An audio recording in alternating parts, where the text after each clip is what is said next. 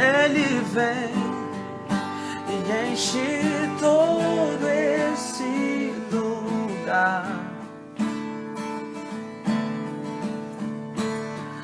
Hoje eu sei que onde a noiva está, o noivo também está. Espírito de Deus, vem nesse lugar.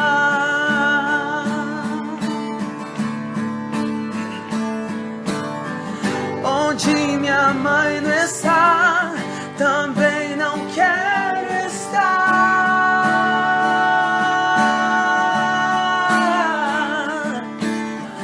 Na casa de Maria, eu sei que é o meu lugar.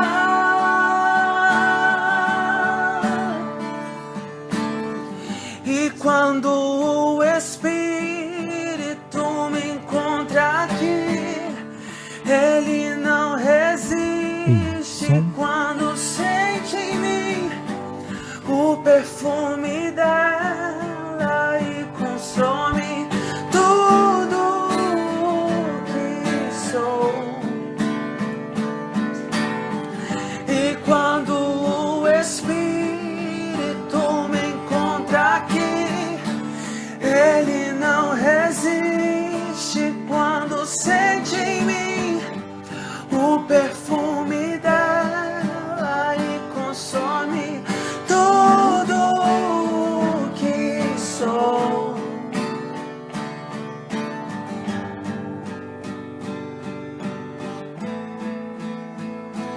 Tudo que sou. Tudo que sou.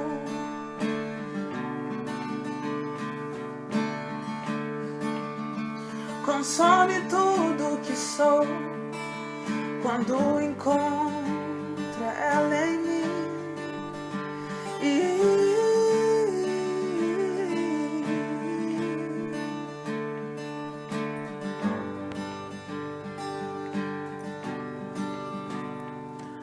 A glória de Pentecostes, hoje eu quero nesse lugar.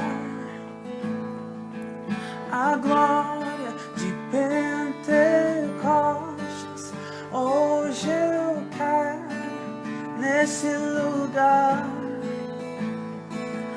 A glória de Pentecostes, hoje eu quero nesse lugar. A glória de Pentecostes, hoje eu quero nesse lugar. A glória de Pentecostes, hoje eu quero nesse lugar. A glória de Pentecostes, hoje eu quero nesse lugar.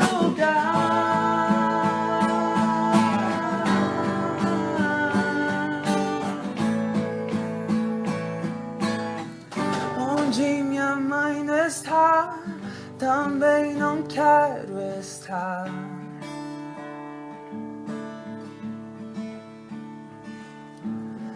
Na casa de Maria, eu sei que é o meu lugar.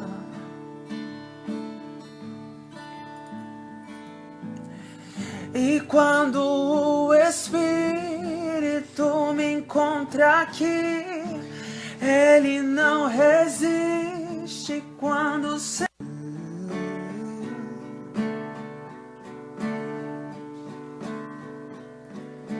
Quero subir ao andar de cima e ali encontrar minha mão,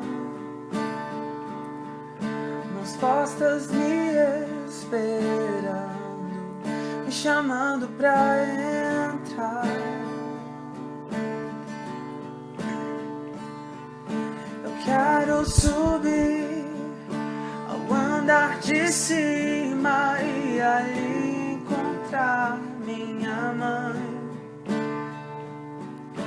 mãos postas me esperando, me chamando pra entrar.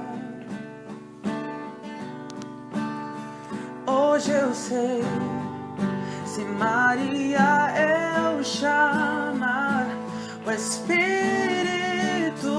de Deus, Ele vem e enche todo esse lugar. Hoje eu sei que onde a noiva está, o noivo também está. Espírito de Deus, vem nesse lugar. Yeah, yeah, yeah. Vem nesse lugar.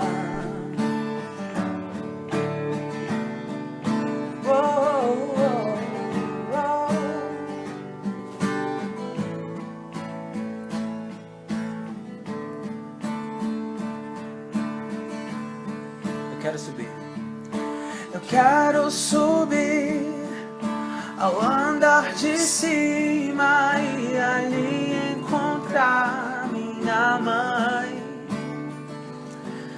mãos postas me esperando, me chamando pra entrar.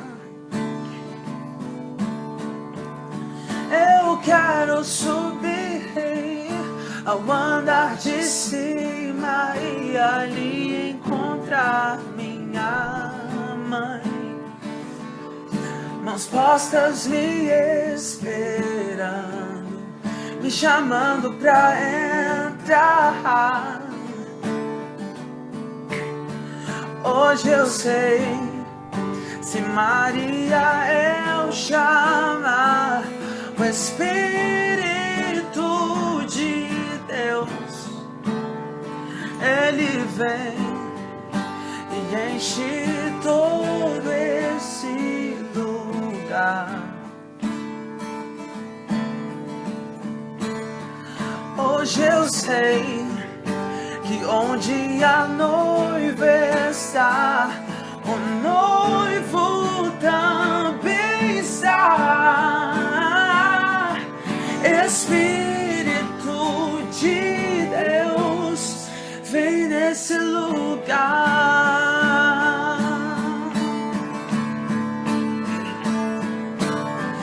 Onde minha mãe não está, também não quero estar.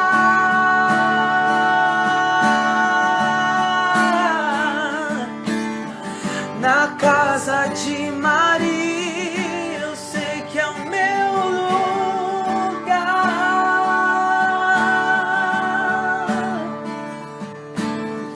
E quando o Espírito me encontra aqui, Ele não resiste quando sente em mim o perfume dela e consome tudo que sou.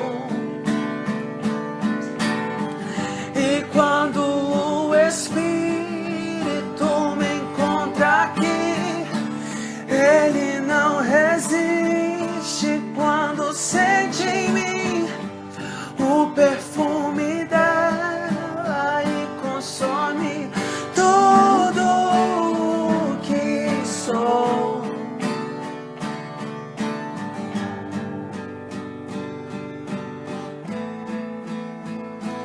Tudo que sou. Tudo que sou.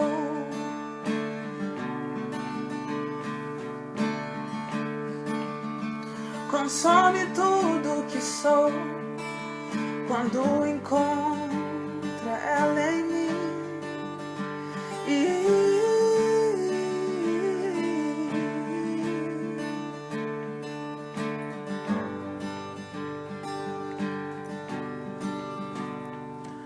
A glória de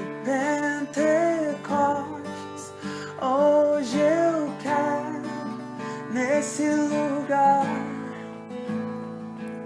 A glória de Pentecostes, hoje eu quero nesse lugar.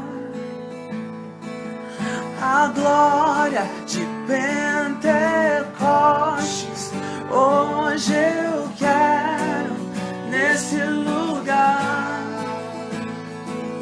A glória de Pentecostes, hoje eu quero nesse lugar. A glória de Pentecostes, hoje eu quero nesse lugar. A glória de Pentecostes, hoje eu quero nesse lugar.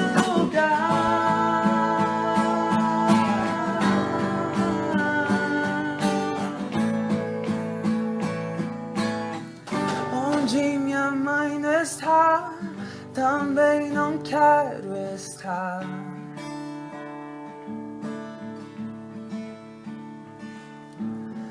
Na casa de Maria, eu sei que é o meu lugar.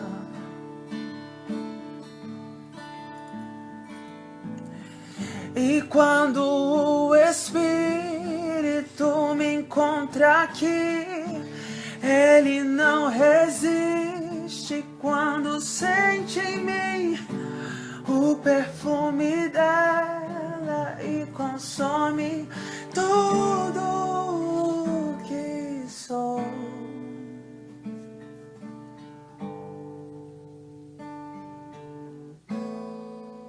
Tudo o que sou.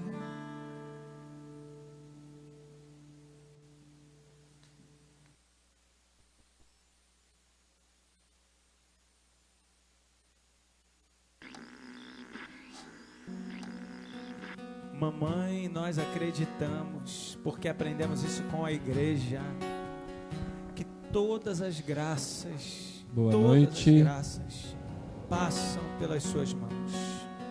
Por isso Nós o anjo, vamos iniciar a no nossa livro de semana Lucas, te catequética, chama a totalidade da graça.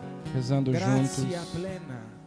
as Nós vésperas cremos, mãe, da liturgia das todas horas. as graças deste mundo passam pelas suas mãos, passam Na liturgia pelo das seu horas, ventre, nós passam pelo seu rezamos coração. 7 vezes ao Por dia. isso, Mãe Santíssima, Essa é a oração Mãe que nós amamos com toda a força do nosso coração, oficial da nós igreja, queremos consagrar, pela qual as horas do dia são santificadas tudo o que e temos as vésperas e tudo o que são somos. a oração da tarde. Sabendo que nas suas mãos, Mãe, é o No final da melhor tarde, lugar da criação já para habitar. No início da noite, Não existe nada que não então passe nós pelas vamos suas mãos. iniciar Tudo rezando o que temos, com a igreja tudo o que temos, nós consagramos a Salmos. Ti, Mãe. o que não deixa de Porque ser sabemos que em tuas catequético para mãos nós aprendermos é o como é que a melhor igreja lugar para reza há se 2000 anos, como é que se reza nos mosteiros, como é que se reza nos conventos, como é que os padres rezam as horas canônicas,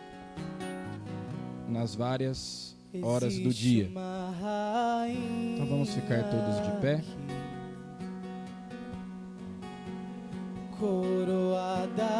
Nós começamos traçando o sinal da cruz no versículo introdutório. Vinde, ó Deus, em meu auxílio, socorrei-me sem demora. Glória ao Pai, ao Filho e ao Espírito Santo, como era no princípio, agora e sempre. Amém. Aleluia. O hino nós vamos intercalando entre mim e todos, cada estrofe eu canto uma estrofe e todos cantam a estrofe seguinte, e assim nós vamos alternando. Fonte da luz, origem, as nossas preces escutai, da culpa as trevas expulsando, com vossa luz nos clareai. Durante a faina deste dia, nos protegeu o vosso amor.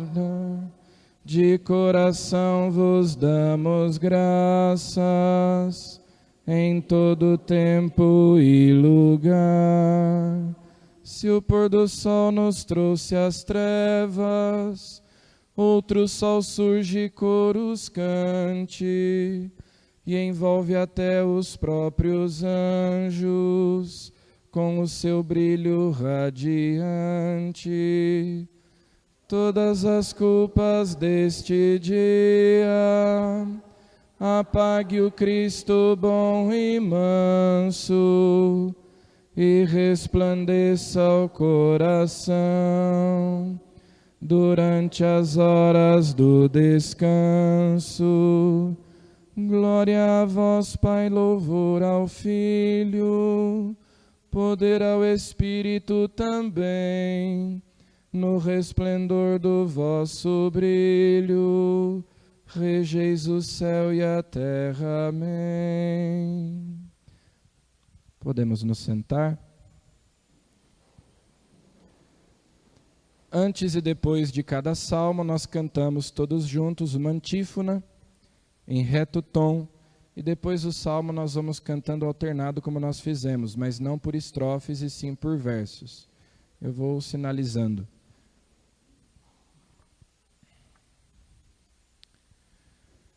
Sois tão belo, o mais belo entre os filhos dos homens, vossos lábios espalham a graça, o encanto. Vamos cantar todos juntos a antífona assim, em reto tom. Pode voltar. Juntos. Sois tão belo, o mais belo entre os filhos dos homens, vossos lábios espalham a graça, o encanto. Transborda um poema do meu coração, vou cantar-vos, ó Rei, esta minha canção. Minha língua é qual pena de um ágil escriba. Todos. Sois tão belo, mais belo entre os filhos dos homens, vossos lábios espalham a graça, o encanto, porque Deus para sempre vos deu sua bênção. Levai vossa espada de glória no flanco, herói valoroso no vosso esplendor. Saí para a luta no carro de guerra, em defesa da fé, da justiça e verdade. Vossa mão nos ensine valentes proezas, vossas flechas agudas abatam os povos e firam no seu coração o inimigo. Todos. Vosso trono, ó Deus, é eterno, é sem fim. Vosso cetro real é sinal de justiça.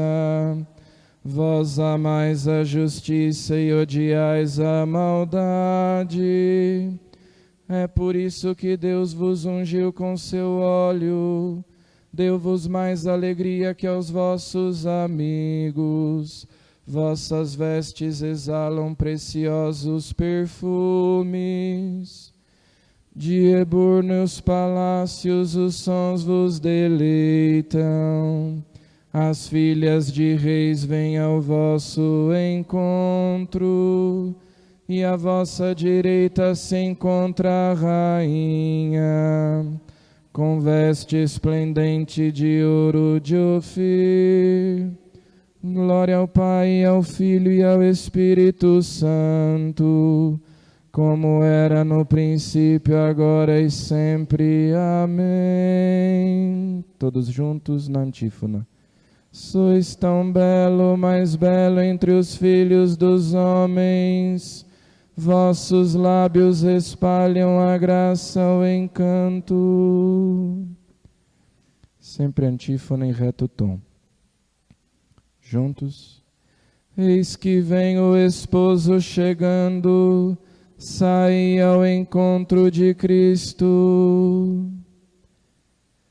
Escutai, minha filha, olhai e ouvi isto. Esquecei vosso povo e a casa paterna. Todos. Que o rei se encante com vossa beleza. Prestai-lhe homenagem, é vosso Senhor. O povo de Tiro vos traz seus presentes. Os grandes do povo vos pedem favores. Todos.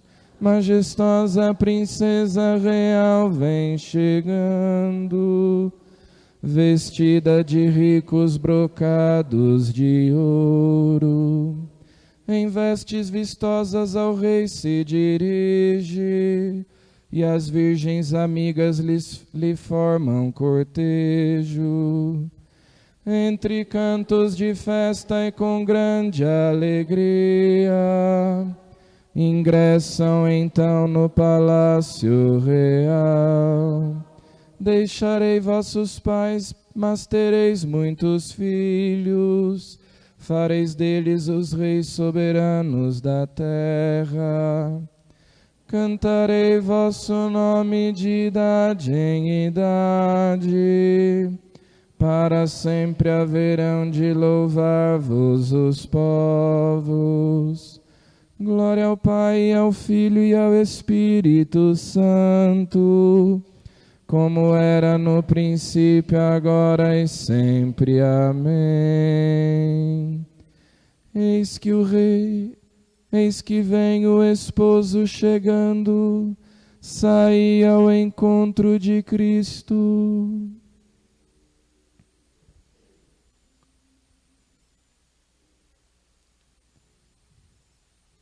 Essa resposta nós vamos omitir e vamos cantar do mesmo modo o cântico de Efésios, como nós estávamos cantando os salmos. Eis que agora se cumpre o desígnio do Pai, reunir no seu Cristo que estava disperso. Bendito e louvado seja Deus, o Pai de Jesus Cristo, Senhor nosso, que do alto céu nos abençoou em Jesus Cristo, com bênção espiritual de toda sorte. Foi em Cristo que Deus Pai nos escolheu, já bem antes de o mundo ser criado, para que fôssemos perante a sua face, sem mácula e santos pelo amor. Por livre decisão de sua vontade, predestinou-nos através de Jesus Cristo a sermos nele os seus filhos adotivos, para o louvor e para a glória de sua graça, que em seu Filho bem-amado nos doou. É nele que nós temos redenção, dos pecados remissão pelo seu sangue. Sua graça transbordante e inesgotável, Deus derrama sobre nós com abundância, de saber e inteligência nos dotando, e assim Ele nos deu a conhecer o mistério de seu plano e sua vontade, que propusera em seu querer benevolente, na plenitude dos tempos realizar o desígnio de em Cristo reunir todas as coisas, as da terra e as do céu. Glória ao Pai, ao Filho e ao Espírito Santo, como era no princípio, agora e sempre. Amém. Eis que agora se cumpre o desígnio do Pai, reunir no seu Cristo que estava disperso. Agradecemos a Deus sem cessar por vós terdes acolhido a pregação da palavra de Deus, não como palavra humana, mas como aquilo que de fato é, palavra de Deus, que está produzindo efeito em vós, que abraçastes a fé.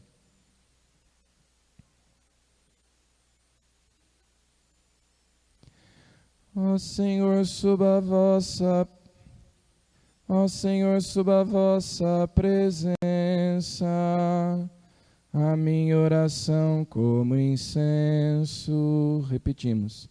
Ó Senhor, suba a vossa presença, a minha oração como incenso, minhas mãos como oferta da tarde, a minha oração como incenso.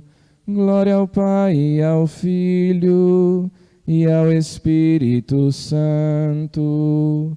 Ó Senhor, suba a vossa presença, a minha oração como incenso.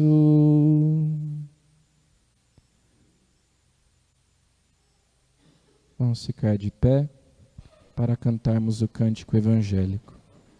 Não tem o cântico evangélico aí?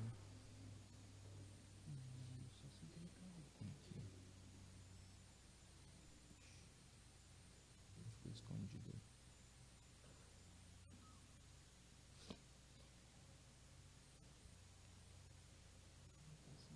Vai ter que ficar passando aqui, ó.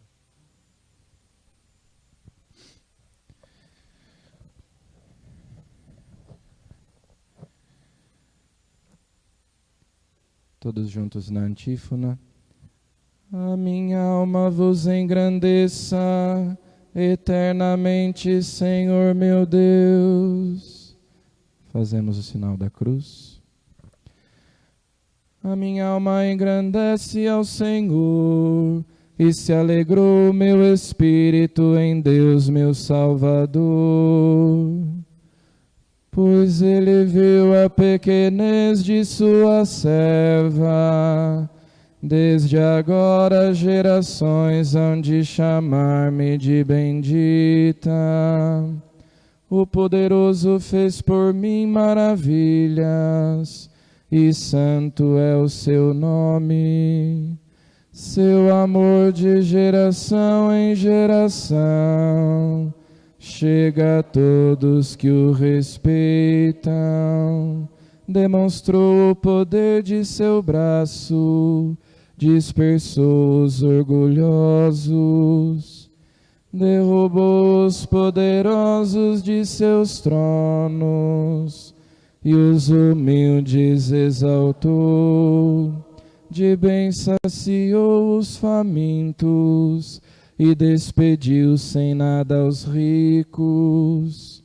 Acolheu Israel, seu servidor, fiel ao seu amor, como havia prometido aos nossos pais, em favor de Abraão e de seus filhos para sempre. Glória ao Pai, ao Filho e ao Espírito Santo, como era no princípio, agora e sempre. Amém. A minha alma vos engrandeça eternamente, Senhor meu Deus. Louvemos a Jesus Cristo, que alimenta e fortalece a sua igreja.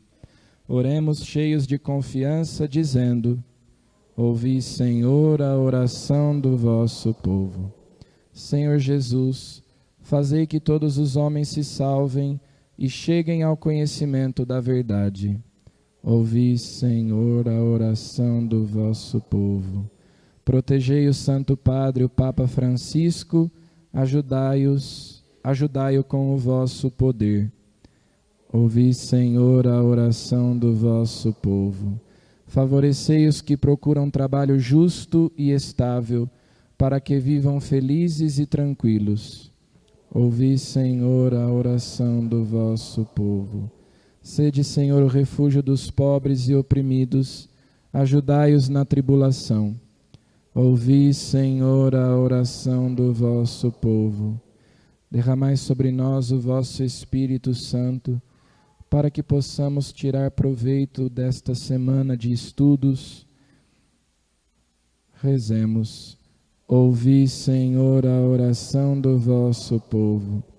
Nós vos recomendamos aqueles que durante a vida exerceram o ministério sagrado, para que vos louvem eternamente no céu.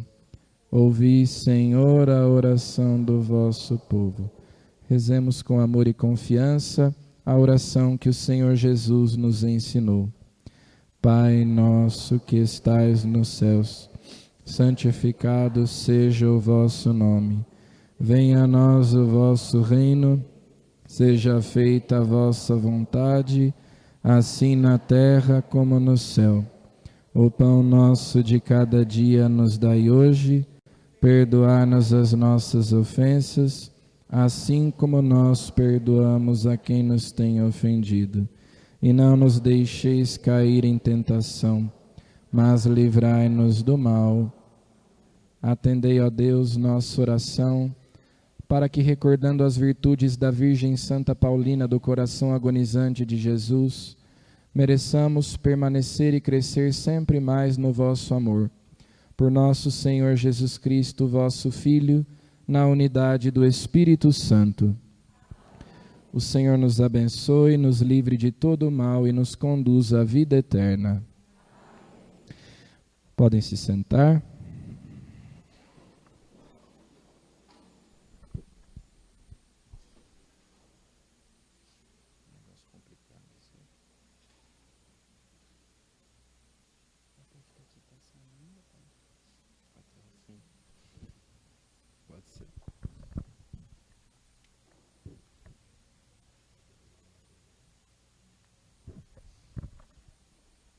Então, vocês viram que dura cerca de 20 minutos. São, como eu disse, 7 horas. 7 vezes ao dia, a igreja reza, se coloca na presença de Deus, e como ao redor do mundo as horas são diferentes, sempre em algum lugar do mundo, alguém está rezando por nós. Todos os conventos, todos os mosteiros, os padres, todos rezam diariamente a liturgia das horas. As 3 horas principais são a oração da manhã, laudes, a oração da tarde, vésperas, e a oração da noite, completas. A que nós rezamos agora é a hora das vésperas. É a oração da igreja. A igreja reza assim há 2000 anos, porque os judeus já tinham esse costume de 7 vezes ao dia rezarem, e rezavam os salmos, como nós rezamos, leituras bíblicas, mas nós vamos lendo esses salmos que estão lá no Antigo Testamento à luz da novidade de Cristo, à luz do Novo Testamento, que é algo que faz parte do conteúdo que nós vamos tratar hoje. Então, nós nos propusemos ao longo desta semana a falar sobre Maria na Bíblia. Eu pediria um pouco de paciência a vocês hoje, porque hoje nós praticamente não vamos falar de Maria, nós vamos falar da Bíblia. Porque antes de nós falarmos de Maria na Bíblia, nós temos que falar da Bíblia. Como é que nós vamos ler a Bíblia? Que metodologia nós vamos usar?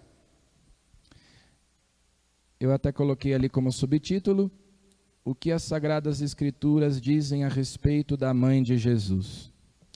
Eu sei que muita gente ficou curiosa, porque muitas vezes nós católicos somos questionados pelos nossos irmãos protestantes. Eu tenho convicção de que eles são nossos irmãos, porque, pelo menos aqueles que são batizados validamente, a Igreja Católica reconhece o batismo de muitas denominações cristãs, reconhece a validade do batismo de muitas denominações cristãs, então eles pertencem ao corpo de Cristo, ainda que não estejam em plena comunhão com a Igreja Católica. E muitas vezes nos perguntam assim: onde está na Bíblia? Onde está na Bíblia que Pedro foi o primeiro Papa? Onde está na Bíblia que existe purgatório? Onde está na Bíblia que nós devemos venerar a mãe de Jesus, a Virgem Maria? Onde está na Bíblia que ela foi concebida sem pecado original? Onde está na Bíblia que ela foi assunta ao céu ao fim de sua vida? Cuidado, essa pergunta é uma armadilha. A pergunta onde está na Bíblia é uma armadilha, e é isso que eu vou tentar explicar para vocês hoje. Nós vamos sim mergulhar nas Escrituras, nós vamos sim estudar a Bíblia, e vamos encontrar na Bíblia as bases, os fundamentos da devoção mariana que se pratica na igreja há 2000 anos. Porém, é importante que nós católicos entendamos uma coisa. Atenção, nós não cremos em alguma coisa porque aquilo está na Bíblia. Nós cremos em alguma coisa porque aquilo é ensinado pela igreja. As coisas não têm que estar na Bíblia, ditas explicitamente. Esse é um princípio protestante, que foi inventado no século XVI. Até o século XVI, essa ideia de que eu só devo crer em alguma coisa se aquilo estiver escrito na Bíblia. Não. Essa ideia é protestante. Eu creio na virgindade perpétua de Maria. Eu creio que Pedro foi o primeiro Papa. Eu creio que o Papa é infalível.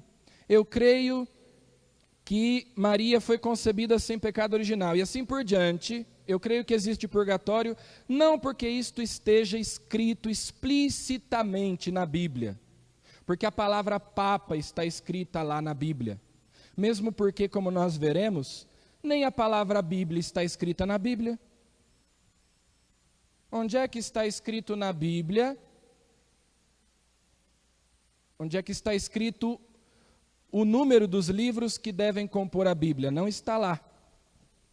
Então nós católicos não cremos numa doutrina porque ela se encontra explicitamente na Bíblia, mas porque a igreja ensina. Evidentemente, o que nós vamos tentar provar aqui é que a fé católica não está em contradição com o ensinamento da Bíblia, que a devoção mariana se fundamenta na Bíblia, sim. Mas nós temos outras fontes além da Bíblia. Essas fontes são a tradição e o magistério da igreja. Então vamos lá. O dogma do sola scriptura. Começamos por aí. É isso que eu já estava dizendo agora. Lutero, que foi o primeiro protestante, Lutero, é bom que se lembre, era um padre, certo? Lutero era um padre agostiniano. Foi ele quem iniciou a Revolução Protestante. Reforma não é o nome correto, porque ele não reformou a igreja. Ele estraçalhou a igreja, fragmentou a igreja, pegou a igreja e transformou a igreja em uma infinidade de denominações. Evidentemente, a igreja de Cristo continua sendo una, mas ele dividiu a cristandade. Portanto, ele não fez uma reforma, ele fez uma demolição, uma implosão. De dentro para fora, ele conseguiu, não conseguiu, mas ele conseguiu dividir os cristãos. Eu ia dizer que ele conseguiu demolir a igreja. Não conseguiu, a igreja continua existindo. Mas ele conseguiu fragmentar os cristãos que conservavam a unidade da fé. De repente, não havia mais uma só igreja, havia uma infinidade. E hoje existem, calcula-se que mais de 30 mil denominações cristãs. E cada uma delas interpreta a Bíblia de uma maneira. Lutero ensinava o seguinte: o catolicismo é a paganização do cristianismo. O catolicismo pegou o cristianismo e misturou o cristianismo com ideias, com práticas pagãs. Portanto, a pretensão dele era purificar o cristianismo, o catolicismo, dessas ideias pagãs. E ele, então, cria o dogma do sola scriptura. Nós, católicos, não cremos nesse dogma, nesse princípio hermenêutico de interpretação da Bíblia. O que significa sola scriptura? Só a Escritura, só a Bíblia. É o que eu estava dizendo agora há pouco. Nós, católicos, derivamos a nossa certeza a respeito da doutrina, não só da Bíblia, mas também, além da Bíblia, da tradição e do magistério da igreja. Essa ideia do sola scriptura, que eu só posso recorrer à Bíblia, que eu só posso extrair da Bíblia a doutrina, ela era inexistente até o século XVI. Ninguém até o século XVI defendia uma coisa assim.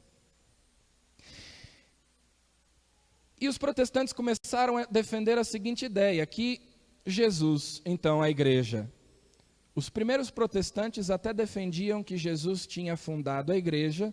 Os protestantes de hoje, muitos deles acham que Jesus nem fundou a igreja, mas eles acreditavam que a igreja tinha se perdido lá pelo século IV, a igreja tinha desaparecido.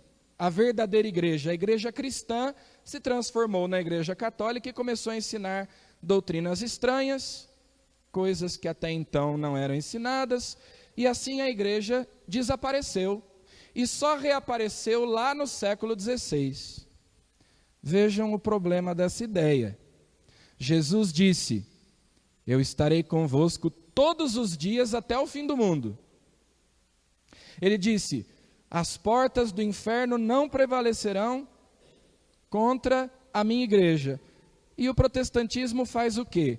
Eles dizem que a igreja existiu até o século IV, mais ou menos. Alguns protestantes, no final do século XIX, começo do século XX, chegaram até a pensar que nem até o século III, que ali na primeira geração, os próprios apóstolos começaram a desfigurar o cristianismo verdadeiro, e que ela só foi reaparecer com a Reforma séculos depois, quase 1000 anos depois. Essa ideia é um absurdo. Há um bispo brasileiro que diz o seguinte: eu rejeitei a ideia de ser protestante assim que eu percebi que ou a Igreja de Jesus Cristo é a Igreja Católica, ou o Deus cristão é uma fraude. Porque ele funda uma igreja, ele promete estar com essa igreja todos os dias, e dali 2 séculos a igreja desaparece e só vai reaparecer 1000 anos depois. Ou seja, onde é que estava o Espírito Santo nesse período? Provavelmente, segundo a concepção protestante, tirava um cochilo, enquanto a igreja caminhava perdida, sem norte, sem rumo, ensinando um monte de heresia, levando todo mundo para o inferno. E lá, no século XVI, um homem, sozinho, é iluminado pelo Espírito Santo para resgatar o cristianismo original. Mas ele inventa esse princípio do sola scriptura. Não, nós não podemos compreender as coisas da fé nos baseando na tradição e no magistério da igreja. Nós temos que só recorrer à Bíblia. Calvino vai até um pouco mais longe, outro reformador, e diz, ele defende o livre exame da Bíblia, ou seja, que cada pessoa pode interpretar sozinha a Bíblia. O magistério da igreja não tem autoridade para interpretar a Bíblia. Os bispos, o Papa, os pastores da igreja oficial, da Igreja Católica não tem autoridade para interpretar a Bíblia, mas eu sozinho tenho. O magistério da Igreja não é infalível, mas eu sou. Eu sozinho sou infalível. Eu leio a Bíblia, o Espírito Santo me inspira e eu interpreto corretamente. Consequência, mais de 30 mil denominações cristãs diferentes, ensinando cada uma coisa diferente. Porque cada um lê a Bíblia e entende uma coisa diferente. Então, nós não cremos nesse princípio do sola Escritura. Nós cremos em alguma coisa porque aquilo é ensinado para nós pela igreja. Para nós católicos, a palavra de Deus é uma pessoa. A palavra de Deus não é um livro. A palavra de Deus é Jesus Cristo. No princípio era a palavra estava junto de Deus, a palavra era Deus, a palavra se fez carne e habitou entre nós. O princípio do Evangelho de São João. Jesus é a palavra. Jesus é a palavra. Então, a Bíblia é palavra de Deus? Sim, claro. Na medida em que ela testemunha, em que ela fala de Jesus. Ela testemunha Jesus, ela fala de Jesus de maneira inspirada, de maneira inequívoca. Nós cremos que a Bíblia foi inspirada por Deus, os autores sagrados foram inspirados por Deus, mas a palavra de Deus para nós católicos não é um livro. A palavra de Deus é uma pessoa. E essa pessoa, Jesus Cristo, nos deixou a igreja. A igreja é o corpo de Cristo. Então na igreja está a palavra viva de Deus. Não uma palavra morta, escrita, mas uma palavra viva. Ele vive na sua igreja. Ele continua nos ensinando na sua igreja. Então, outra ideia importante, para nós não nos confundirmos. A Bíblia não é um livro. Sim, a Bíblia não é um livro. A Bíblia é uma lista, ou a palavra que se usa, cânon, ou coletânea de livros. A palavra cânon significa lista. Então, quando nós falamos do cânon das Escrituras, nós estamos nos referindo àquela lista de livros que compõem a Bíblia. Então, a Bíblia não é um livro. A Bíblia é uma coletânea, é uma biblioteca, nós poderíamos dizer, até o nome Bíblia vem do grego, está no plural. Bíblia significa livros. Bíblia, no grego, está no plural. É uma biblioteca, é uma coletânea de 73 livros, 27 do Novo Testamento e os outros do Antigo Testamento. Então, você tem aí na Bíblia 73 livros. Os protestantes retiraram alguns livros, ficaram com 66 na sua Bíblia. Então vejam, quando o protestante diz assim: eu só aceito como verdade de fé, como regra de fé, aquilo que está na Bíblia. E onde é que está na Bíblia a lista dos livros que devem compor a Bíblia? Não está. Então, se eu aceito que a Bíblia é palavra de Deus, para eu aceitar que este livro é inspirado, essa Bíblia que eu tenho aqui, é grandona assim, é uma Bíblia. É a tradução ecumênica da Bíblia, a TEB. Eu usei todas as citações tiradas daqui, justamente para ser mais imparcial, para ninguém dizer que é uma Bíblia católica. É uma Bíblia ecumênica que foi traduzida e comentada por um grupo de especialistas católicos, ortodoxos, protestantes, evangélicos, judeus. Então, você tem é uma tradução ecumênica que é mundialmente conhecida, e ela é grossa desse jeito porque ela tem muito comentário, né? Quase metade da página de comentários. Então, se eu aceito que esses 73 livros são inspirados por Deus, eu já estou aceitando algo que está fora da Bíblia. Se eu estou aceitando algo que está fora da Bíblia, então o sola Escritura é uma farsa. ele é contraditório. Eu digo que só aceito aquilo que está na Bíblia, mas a própria constituição da Bíblia não está na Bíblia. Sem a tradição, eu não sei quais são os livros. Nós temos a Bíblia desse jeitinho aqui, encadernada, nesta ordem, agora, há pelo menos 5 séculos. Mas quando esses livros foram escritos, eles foram escritos separadamente. Ninguém se sentou lá e falou, eu vou escrever a Bíblia. Dos escritos mais antigos do Antigo Testamento até os mais recentes do Novo, você tem aí um arco de pelo menos 1000 anos. A Bíblia começou a ser escrita num período lá no Antigo Testamento e acabou de ser escrita 1000 anos depois. Porque cada livro tem um autor, ou às vezes mais de um autor, foi sendo retocada e tal. Nós nem vamos entrar muito na discussão da questão da lista dos livros do Antigo Testamento, porque isso nos levaria muito longe. Mas vamos pensar só no Novo Testamento, os 27 livros do Novo Testamento.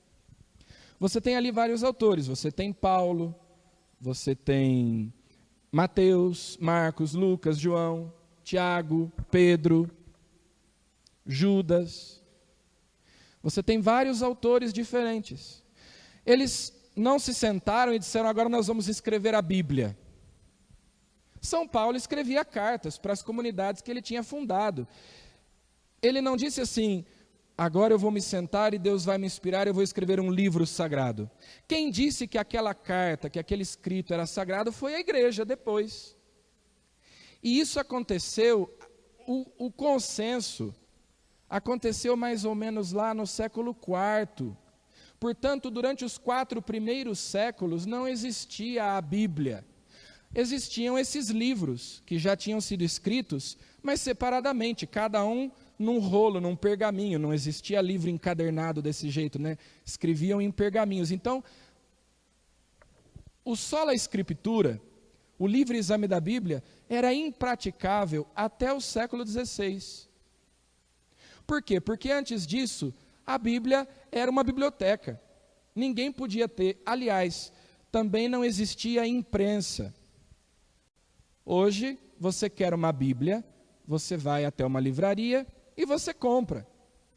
Alguém, uma editora, uma gráfica, pega e imprime centenas, milhares de Bíblias para vender, mas não existia isso. Se você quisesse, na Idade Média, ter uma Bíblia, como é que você tinha que fazer? Eu quero uma Bíblia, lá na Idade Média. Então as pessoas dizem assim, a igreja proibia as pessoas de lerem a Bíblia na Idade Média. Bom, não é que proibisse. Se você quisesse ter uma Bíblia, como é que você fazia? Você ia até um mosteiro beneditino e você dizia ao monge, eu quero uma Bíblia. Então o monge ia pegar uma cópia da Bíblia que ele tinha lá, ia pegar papel e caneta e ia começar a copiar a Bíblia letra por letra. Não tinha impressora. A Bíblia tinha que ser copiada à mão, letra por letra.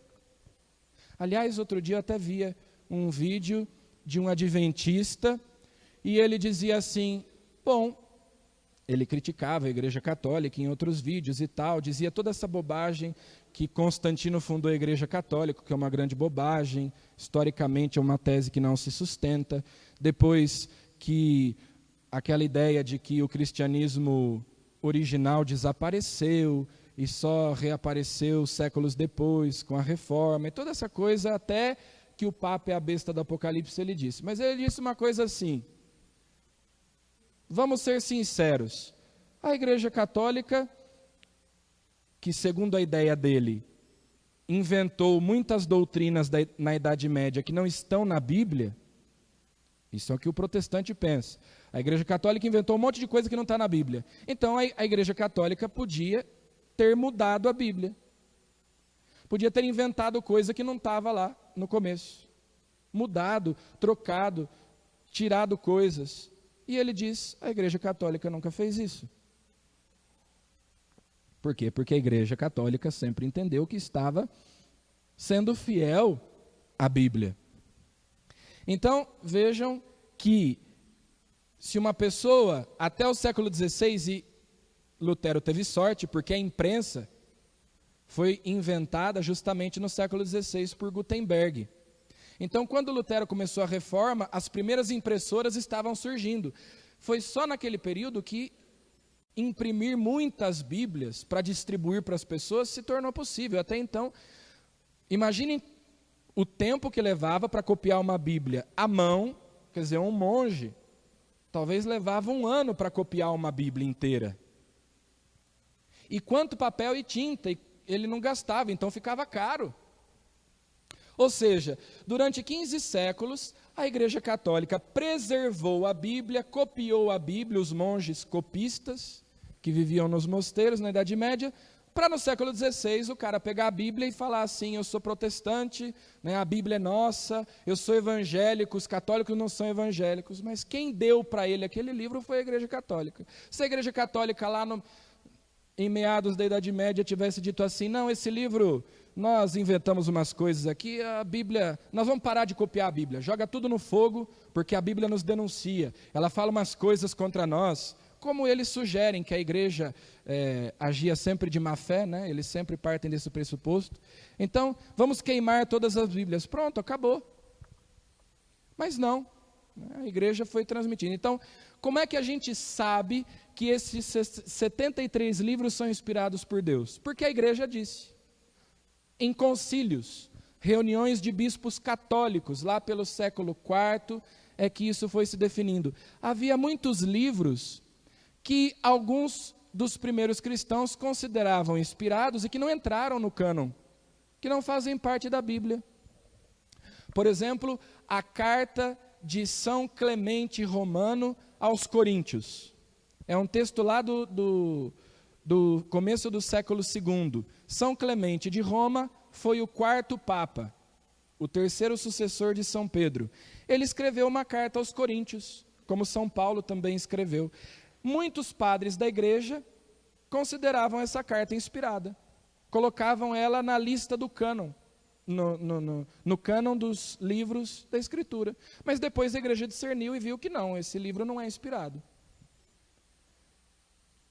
Por isso, quando Dan Brown, alguns anos atrás, lançou aquele livro e depois fizeram o filme O Código da Vinci, que dizia lá que tinha o Evangelho de Maria Madalena, o Evangelho de Tomé, o Evangelho de Judas, e o povo todo assim, oh meu Deus, a igreja escondeu isso de nós durante milênios. Filho, não é a igreja que escondeu, é a sua ignorância, porque a igreja sempre soube que esses evangelhos existiam, são evangelhos gnósticos, que a igreja disse não, eles não são inspirados, eles contêm erro de doutrina, contêm fantasias, coisas equivocadas, doutrinas erradas.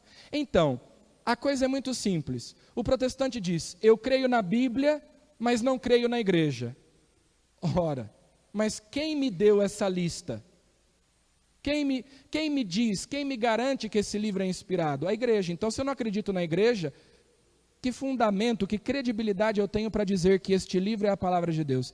Eles parecem agir como se a Bíblia tivesse caído do céu assim, pronta, desse jeitinho, Deus mandou, né? Como se não tivesse passado por mediação humana, como se não fossem homens a escrever, como se... Vocês vejam que, por exemplo, o Apocalipse de São João, até o século II, III, havia muita controvérsia. Muitos achavam que o Apocalipse de São João não era um livro inspirado, não devia entrar na Bíblia. A carta aos Hebreus, a carta de Tiago, são livros que alguns dos primeiros cristãos achavam que não deviam fazer parte do cânon da Bíblia. Então, se eu não acredito que Jesus fundou a igreja, que ele deixou um magistério, que ele deu à igreja pastores, e que esses pastores tinham autoridade para dizer quais livros são inspirados, quais livros não são, a Bíblia não tem credibilidade nenhuma, como palavra de Deus. Se eu não creio na igreja, eu posso deixar de crer na Bíblia. Não tem por que eu acreditar que esse livro é inspirado por Deus. Só tem sentido eu crer na Bíblia se eu crer que Jesus fundou a igreja e que essa igreja é aquela que estava lá nos primeiros séculos e que continuou ao longo dos séculos e é a mesma que existe hoje a Igreja Católica. Se não, nada me garante que esse livro é a palavra de Deus inspirada. Adiante. Quando a Bíblia foi escrita, a Bíblia não existia. Parece contraditório, mas é aquilo que eu já expliquei. Quando os autores sagrados escreveram esses livros, eles os escreveram independentes uns dos outros. Foi a igreja que depois foi recolhendo e dizendo, esse vai entrar no cânon, esse não vai entrar, esse entra, esse não entra. E isso não foi de uma hora para outra, não foi uma pessoa. Foram séculos de debate entre os bispos. Quando a gente fala dos padres da igreja, atenção, quando se fala de patrística, os padres da igreja, não é que eles fossem padres, como eu. A maioria deles eram bispos. A maioria dos padres da igreja era de bispos. Acontece que nós dizemos padres, porque a palavra padre significa pai. Então são os pais da igreja. Foram aqueles primeiros bispos, os primeiros a interpretarem a Bíblia. Aqueles que foram interpretando, que tiveram o primeiro contato com as Escrituras. Por isso a Igreja Católica, quando vai interpretar um texto bíblico, ela não parte do zero.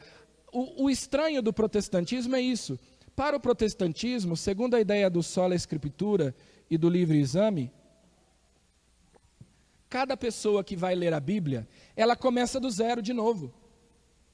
E nós não, nós dizemos não, se eu vou ler um texto da Bíblia, eu tenho que voltar lá nos padres da igreja e ver como eles interpretaram. Como os concílios, como os papas, ao longo dos séculos interpretaram esse texto. Mas o protestante acha que não, eu tenho que pegar a Bíblia e começar a lê-la do zero, do nada, e tirar as minhas próprias conclusões, sem me remeter àquilo que a igreja, o modo como a igreja interpretou nos últimos 2 anos. Quer dizer, eu jogo fora praticamente 99% do que os cristãos, do que a igreja produziu em matéria de reflexão teológica, doutrinal, ao longo de 2000 anos. Então, eu vou fazer uma comparação que é como se, quando alguém pede para você provar na Bíblia alguma coisa, não, eu quero saber por que a igreja acredita que Nossa Senhora foi concebida sem pecado original, mas você tem que provar na Bíblia. É como se você fosse astrônomo, você estudasse os astros, e alguém dissesse assim para você, eu quero que você me prove que o planeta Plutão existe, mas você não pode usar telescópio. É a mesma coisa, você tem que me provar, mas eu quero ver a olho nu. Ora, eu tenho todo um instrumental que me é dado, um tesouro que me vem da tradição e do magistério, que me ajuda a interpretar, a entender corretamente esses textos.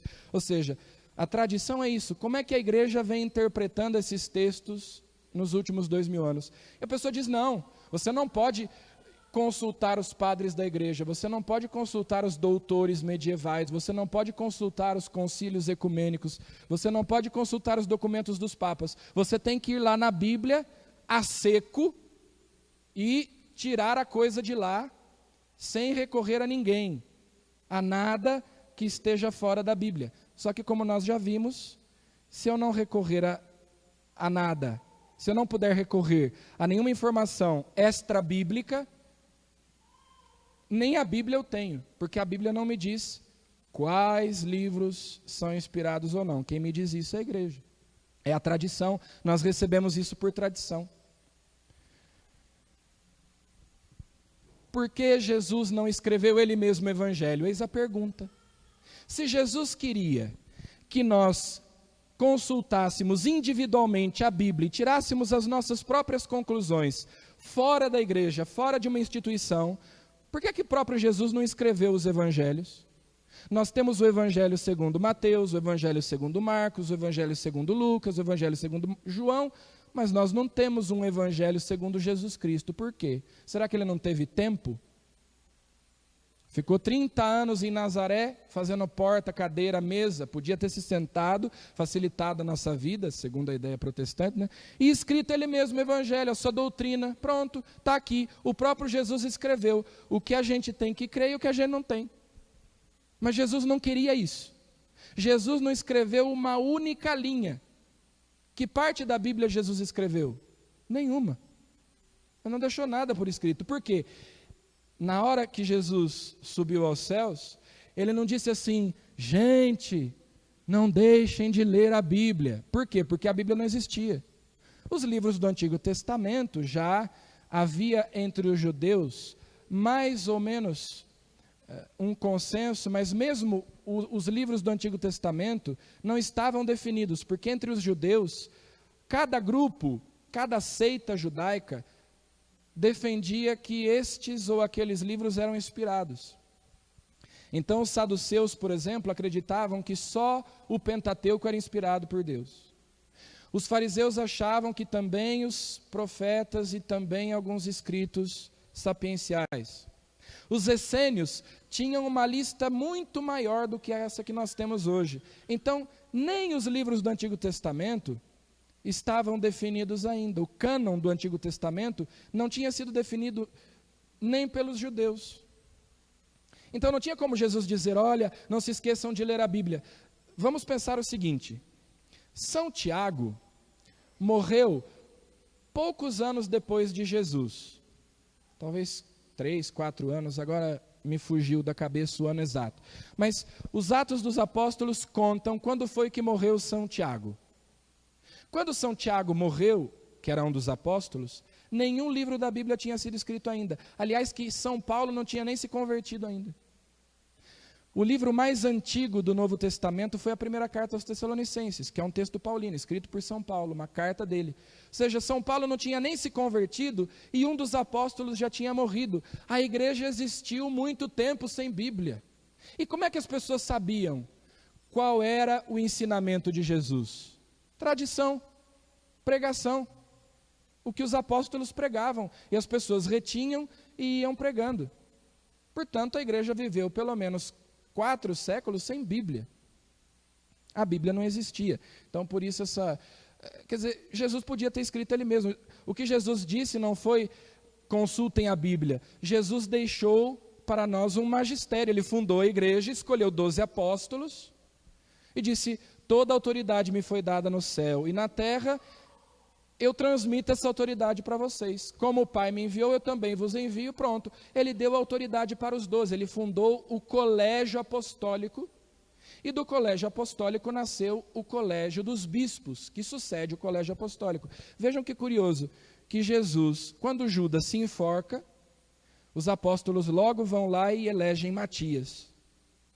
Era importante que o número 12 fosse recomposto antes da vinda do Espírito Santo.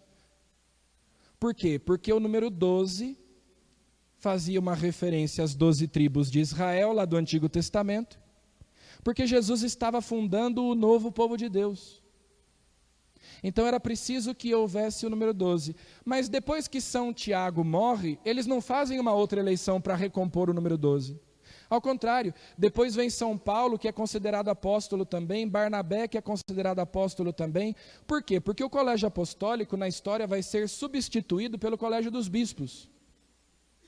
Quando São Pedro esteve em Antioquia, São Pedro fundou ali uma comunidade cristã, e São Pedro colocou, depois que São Pedro foi embora, ele colocou como chefe da igreja de Antioquia, Santo Inácio de Antioquia, de quem nós temos alguns escritos, inclusive.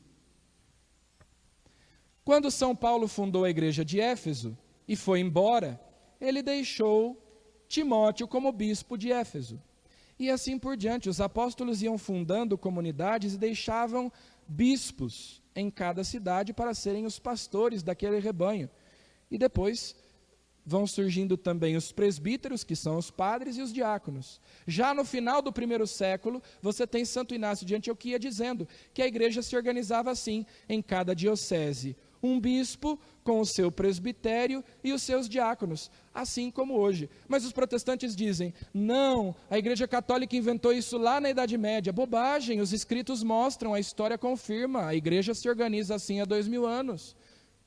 Mas é porque não pode olhar para a história, a gente tem que olhar só para a Bíblia, e na Bíblia não fala nada disso. É uma cegueira. É como se a gente dissesse assim, olha, eu quero que você me prove que os elefantes existem, mas só vale pegar o que tem aqui dentro dessa igreja. Então, se não tem nenhum elefante aqui, elefantes não existem. Essa é a ideia do Sola Escritura, eu só posso pegar a Bíblia. E 2000 anos de tradição eu jogo fora, eu desconsidero.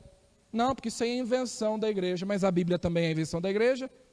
Ué, ela é filha da tradição, ela nasceu da tradição.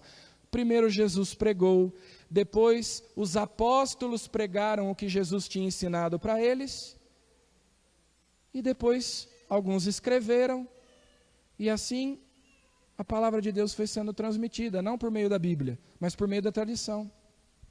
Então Jesus nos deixou a igreja, e não a Bíblia. Quem nos deu a Bíblia foi a igreja, inspirada pelo Espírito Santo, com a autoridade que recebeu de Jesus. Agora, eu coloquei alguns textos bíblicos que provam isso tudo que eu estou dizendo para você. Então, vejam, até aqui eu não coloquei texto nenhum, porque, de novo, eu não creio nisso tudo porque está na Bíblia. Eu creio porque a igreja ensina assim, mas a Bíblia comprova o que eu estou dizendo. Então, vamos ver aí alguns textos. Eu coloquei os textos aí, porque cada um tem uma Bíblia diferente, e aí a gente vai ler, primeiro que vai demorar muito para começar a pegar os textos, e a gente vai perder tempo. E depois eu tirei tudo daqui, da tradução ecumênica, para ninguém me acusar de estar usando uma Bíblia católica, para eu ser neutro, né? 2 Tessalonicenses 2,15. Assim, pois, irmãos, ficai inabaláveis e guardai firmemente as tradições que vos ensinamos de viva voz ou por carta. São Paulo está dizendo assim, olha, vocês têm que ficar firmes naquilo que nós transmitimos, por escrito, mas também de viva voz. Não só aquilo que eu escrevi, mas aquilo que vocês ouviram de mim aí. Mantenham-se firmes nas tradições. Mas aí os protestantes pegam uma fala de Jesus, quando Jesus diz assim a respeito dos fariseus, que eles anulam o mandamento de Deus para manterem as suas tradições, que são tradições humanas. E aí eles dizem, é isso que a Igreja Católica faz, porque ela fica falando de tradições. Mas o que Jesus estava dizendo era outra coisa. Jesus estava falando dos fariseus, não estava falando da Igreja Católica. Nós temos aqui uma tradição que remonta o próprio Jesus. Jesus falou com os apóstolos pregaram, e as pessoas foram aprendendo, mesmo porque no mundo antigo e na Idade Média, a maioria das pessoas nem sabia ler e escrever. Como é que as pessoas iam ler a Bíblia e interpretar se nem saber ler elas sabiam? Só tinha um jeito de entrar em contato com a palavra, a tradição, a transmissão oral, quando o bispo ia lá e pregava. E dizia, olha, nós recebemos essa tradição dos apóstolos, a doutrina dos apóstolos é essa. E o próprio livro dos Atos diz, eles perseveravam na doutrina dos apóstolos, que receberam aquilo tudo de Jesus e transmitiram. Então, vejam que São Paulo confirma, de viva voz ou por carta. Se São Paulo fosse protestante, ele nunca escreveria isso, ele dizia, só vale aquilo que eu escrevi, aquilo que eu disse aí para vocês e que não está escrito não vale. São Paulo também, na 2 Tessalonicenses, em nome do Senhor Jesus, nós vos ordenamos, irmãos, que guardeis distância de todo irmão que leva uma vida desonesta e contrária à tradição que recebestes de nós. De novo, a própria palavra tradição, aquilo que foi transmitido. Esse é o sentido de tradição, né? Nós vamos ver em seguida. 1 Coríntios 11, 2. Eu vos felicito por vos lembrardes de mim em toda ocasião e conservardes as tradições tais como eu vou-las transmitir. Então percebem que quando o evangélico protestante diz, não, mas Jesus disse que eles guardam as tradições e anulam o mandamento de Deus. Não, o contexto era outro, era de outra coisa que ele estava falando. Porque os apóstolos estão falando aí, nós transmitimos essas coisas a vocês e vocês devem conservar as tradições. Inclusive ele diz lá que é para se afastar daqueles que não conservam as tradições. Porque não são tradições humanas, é a transmissão do ensinamento que veio de Jesus. Portanto, é uma tradição divina e não humana. Mas é evidente que ela passa pela mediação humana, ela não é direta. Então, afinal de contas, o que é tradição? Tradição é o processo de recepção, conservação e transmissão da palavra de Deus na e pela igreja. Portanto, a Bíblia tem que ser lida na igreja e com a igreja. Aquilo que a gente chama de tradição tem 3 momentos, 3 etapas que estão escritas ali: recepção, conservação e transmissão. O que é tradição? É isso. A igreja recebeu do Senhor por meio dos apóstolos, ela conserva, essa etapa é importante. A igreja tem que conservar, porque senão ela começa a modificar aquilo que foi recebido. Ela recebe, conserva e depois transmite de maneira integral, sem ter modificado, sem ter adulterado. Evidentemente que a concepção das verdades da fé vão se desenvolvendo ao longo do tempo. Então, eu vou dar só um exemplo aqui. A igreja sempre creu na presença real de Jesus na Eucaristia? Sim, a igreja sempre creu na presença real de Jesus na Eucaristia. Desde o tempo dos apóstolos? Sim, desde o tempo dos apóstolos. Só que essa consciência foi se desenvolvendo, porque ao longo dos séculos a igreja foi compreendendo melhor aquele mistério, ela cria. Mas com o tempo a teologia foi elaborando um discurso racional que descrevesse com mais precisão em que a igreja crê, né? Por isso muitos protestantes, o chamado protestantismo liberal, no final do século XIX, começo do século XX, começou a perceber que havia no Novo Testamento aquilo que eles chamavam de um proto-catolicismo, um catolicismo embrionário, que o catolicismo já estava presente ali no Novo Testamento. Então eles começaram a dizer que o próprio Novo Testamento já estava corrompido, e que no Novo Testamento nós tínhamos que encontrar o Jesus histórico, porque lá nós encontrávamos apenas o Cristo da fé, que já era uma interpretação dos apóstolos, da primeira geração dos cristãos. Então eles começam a negar a própria Bíblia. E eles chegam a negar dogmas que nós temos em comum com a maioria dos cristãos, que é a ressurreição de Jesus, a encarnação, a trindade e assim por diante. Foi o que aconteceu com as testemunhas de Jeová, os mormons. Os mormons e as testemunhas de Jeová não acreditam no dogma da Santíssima Trindade. Para eles, Jesus não é Deus, nem o Espírito Santo. Por quê? Porque no só vale a Bíblia, o negócio foi indo por um caminho que de repente eles nem conseguiam mais provar a Santíssima Trindade. Não conseguiam nem provar mais que Jesus é Deus, que Jesus ressuscitou realmente e assim por diante. Mais alguns textos que não usam a palavra transmissão, mas falam desse processo. Então, 1 Coríntios 11, 23. De fato, eis o que eu recebi do Senhor e o que vos transmiti. E logo em seguida, São Paulo começa a descrever a instituição da Eucaristia na última ceia. São Paulo estava lá na instituição da Eucaristia na última ceia? Não. Como é que ele sabe disso? Ele recebeu de quem isso? Ele diz que recebeu do Senhor. Mas não foi diretamente de Jesus, porque ele não conheceu Jesus em vida. Ele recebeu isso dos apóstolos. Aliás, que São Paulo é um pouco diferente, né? Porque ele não conheceu Jesus durante a sua vida mortal. É no caminho de Damasco que ele tem um encontro com Jesus ressuscitado. Jesus o chama para ser apóstolo. Mas São Paulo, na carta aos Gálatas, diz o seguinte: que depois de um tempo que ele tinha se convertido, ele começou a pregar o evangelho, mas ele desceu a Jerusalém para se encontrar com alguns dos apóstolos, Pedro, Tiago, João, porque ele diz o seguinte: eu queria me certificar de não estar correndo em vão.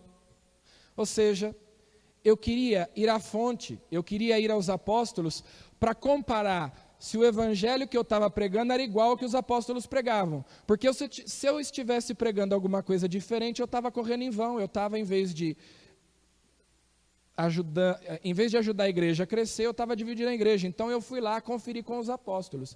Então é evidente que São Paulo não sabe da instituição da Eucaristia porque ele estava lá, mas porque a tradição da instituição da Eucaristia chegou até ele. E ele diz que recebeu isso do Senhor, porque o que eu recebi da tradição é revelação de Deus. Por isso recebi do Senhor e eu transmiti a vocês quando eu estive aí. Pronto. 2 Timóteo, de novo São Paulo. Toma como norma as sãs palavras que de mim, qual é a palavra que está aí? Ouviste. Não é leste. Se São Paulo fosse protestante, ele ia escrever, toma como norma as sãs palavras que de mim leste nas minhas cartas, mas ele diz, ouvistes. E o que foi que eles ouviram de São Paulo? Não sabemos porque ninguém escreveu, mas certamente a mesma coisa que os cristãos em outras partes criam e que nós cremos ainda hoje. Na fé e no amor que estão em Jesus Cristo.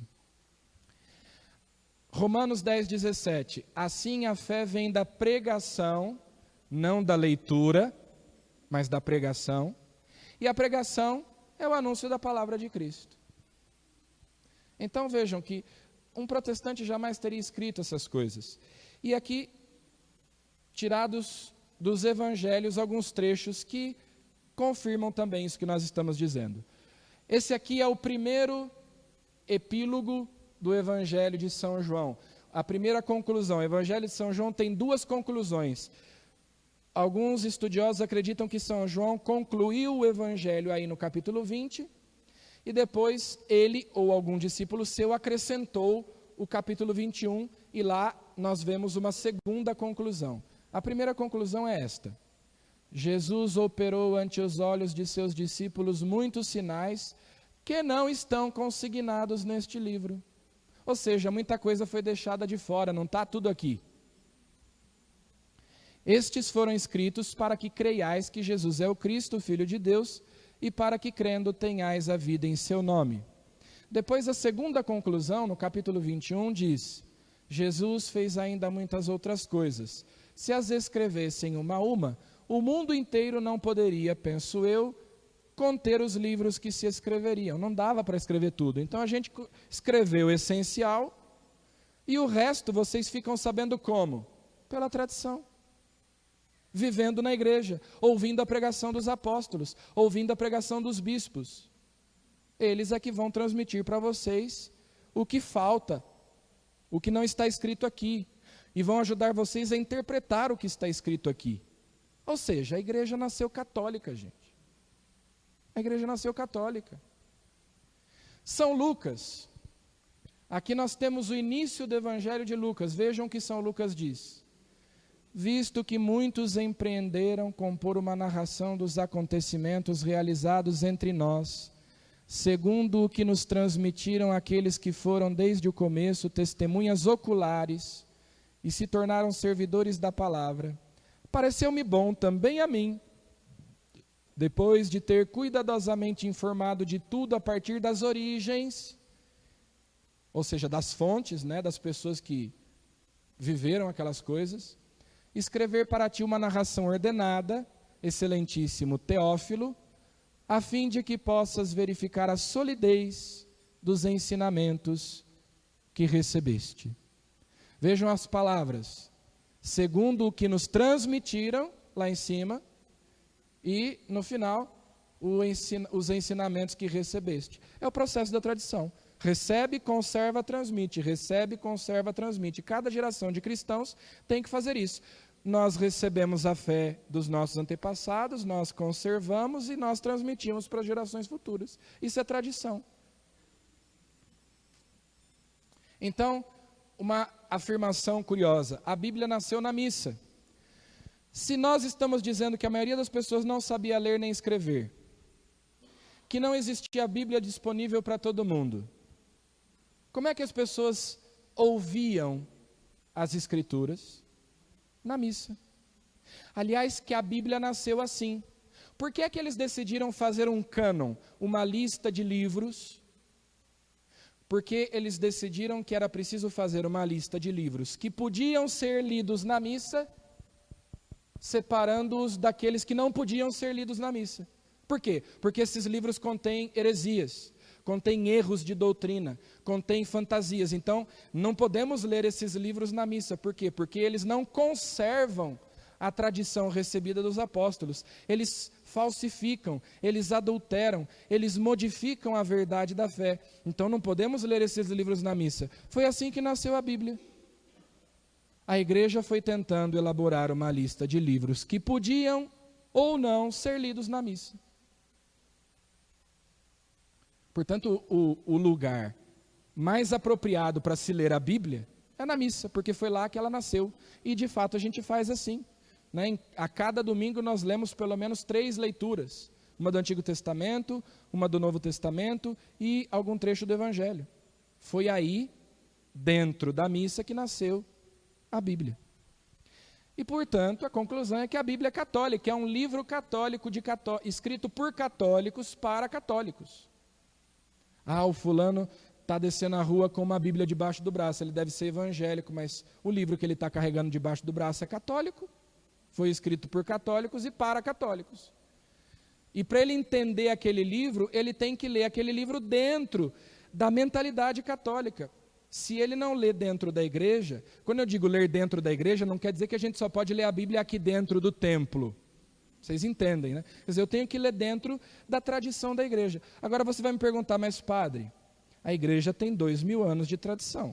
Certamente existem milhares de escritos, milhares de textos, de livros, de doutores e tal. Como é que a gente faz para saber o que a igreja pensa a respeito dos mais variados temas, para a gente saber como interpretar a Bíblia corretamente?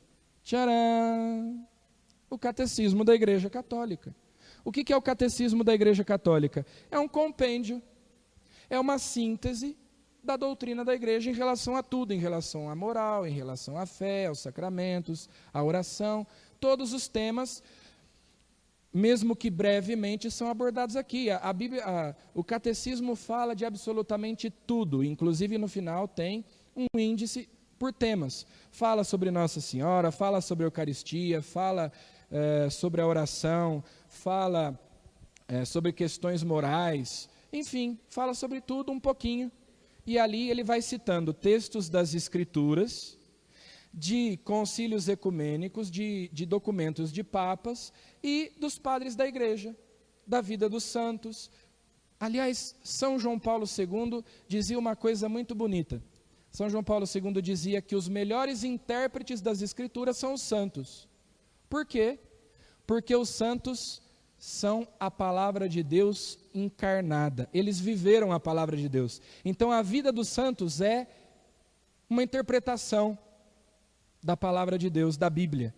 Quando você estuda, quando você lê a vida de um santo, você está vendo a Bíblia com pernas. Ou seja, a palavra de Deus em carne e osso, encarnada na vida de alguém que resolveu viver a Bíblia. São os melhores intérpretes, porque eles viveram aquela palavra, levaram a sério e viveram radicalmente aquela palavra.